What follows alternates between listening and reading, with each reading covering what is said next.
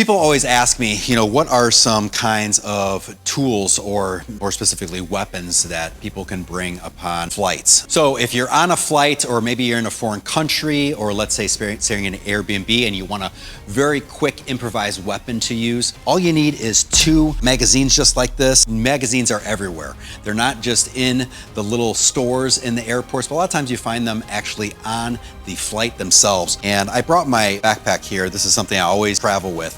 And the one thing that I always bring here is duct tape right here. Now, as you can see, this has been with me for quite a while. Duct tape is just something that everybody should be bringing along with them. You never know when you might use it to secure something. I'm going to show you one way that we can use this to actually build a self-defense weapon. A lot of people ask, why don't I just use 1 magazine? And it really comes down to having length on this weapon is a huge plus right here. That's why we use 2. So it kind of doubles the length and the reach that you have with this weapon. This is what I like to do, is to intertwine them just like this. One with the other just like this, so they're kind of locked. And once we're in this configuration, then tightly roll.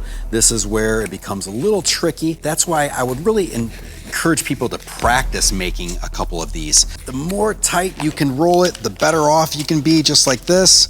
Once I get a good solid roll in that, then that's when I take my duct tape just like this. You just wrap it around just like such.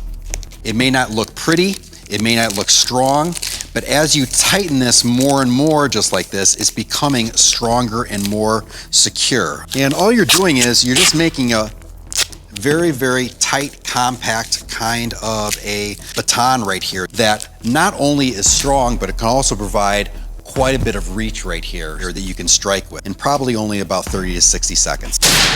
Once again, I'm hitting this very, very hard and it's still not coming apart. Just like this. Imagine smacking someone in the face. I think you get the result you want if you ever have to use this in a self-defense situation.